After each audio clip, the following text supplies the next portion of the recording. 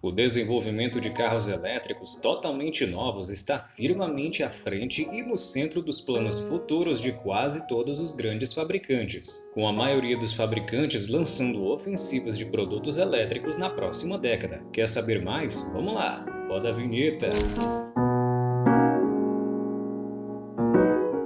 Uma rápida olhada nos livros de história revela que os carros elétricos existem há tanto tempo quanto seus equivalentes com motor de combustão interna, que remontam ao final do século XIX. Isso não é uma grande surpresa. A eletricidade tem sido vista como um meio concebível de propulsão desde a criação dos primeiros modelos de carro, especialmente em comparação com as alternativas da época. As habilidades dos primeiros carros e o estado das primeiras estradas significavam que as viagens eram normalmente curtas e os veículos, em sua maioria, confinados aos limites da cidade. Aqui está um paralelo interessante com os carros elétricos contemporâneos. Para viagens urbanas e rápidas, eles faziam todo sentido na infância dos automóveis quanto hoje.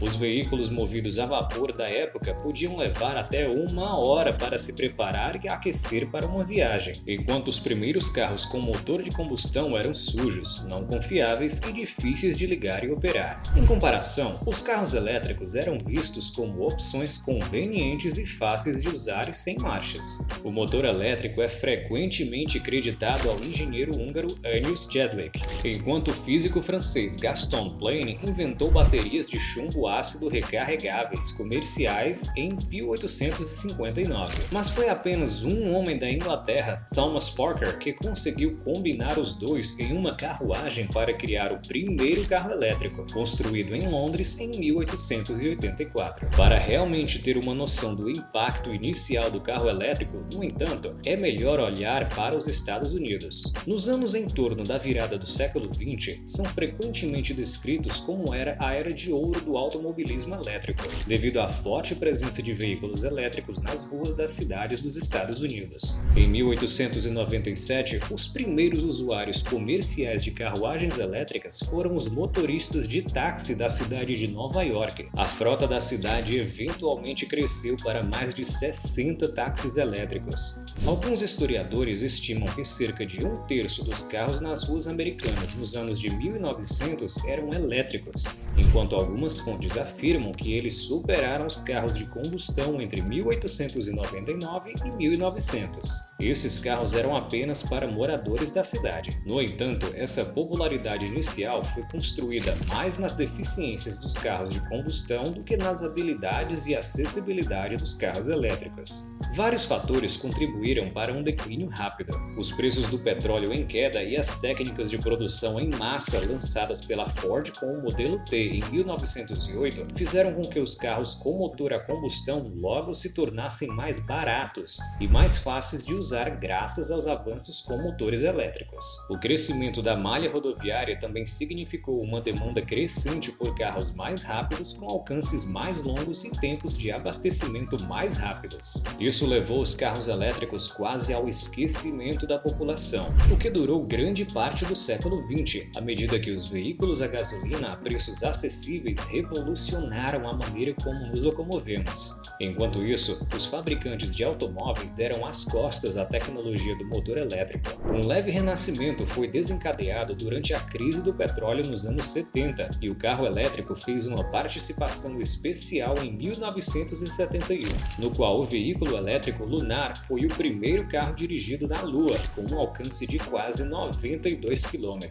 Versões elétricas da BMW 1600 com motores Bosch e 43 CV e frenagem regenerativa estrearam nas Olimpíadas de Munique em 1972 como veículos de apoio para a maratona. Quando os fabricantes de automóveis começaram a retornar aos carros elétricos na década de 90 em resposta ao endurecimento das leis ambientais, suas ofertas foram produzidas em números minúsculos e a maioria eram conversões grosseiras de modelos populares. Ainda assim, assim, essa década nos deu uma amostra do futuro. Em 1966, a General Motors lançou o EV1, o primeiro carro elétrico moderno produzido em massa e construído especificamente para um dos principais participantes da indústria. Foi lançado sobre um programa de leasing e pouco mais de 1.000 foram produzidos, mas a saga terminou em polêmica. Quando a GM cortou o programa EV1 em 2003, muitos modelos foram removidos das estradas e esmagados. Desde então, os carros elétricos se infiltraram mais na consciência dos consumidores e da indústria como um todo graças ao avanço da tecnologia híbrida, subsídios governamentais, novas regulações, preocupações ambientais crescentes e, principalmente, grandes avanços tecnológicos. Como tal, os carros elétricos estão perdendo sua reputação de plano B e cada vez mais se tornando o próximo passo lógico, dado que carros com faixas de preços comparáveis aos carros a gasolina estão mais visíveis. É difícil mencionar carros elétricos no clima atual, sem mencionar autonomia e novas tecnologias. Isso é graças à nova abordagem iniciada por empresas como a Tesla, que anuncia seus carros como um futuro em um negócio que precisa ser interrompido. E a indústria percebeu isso.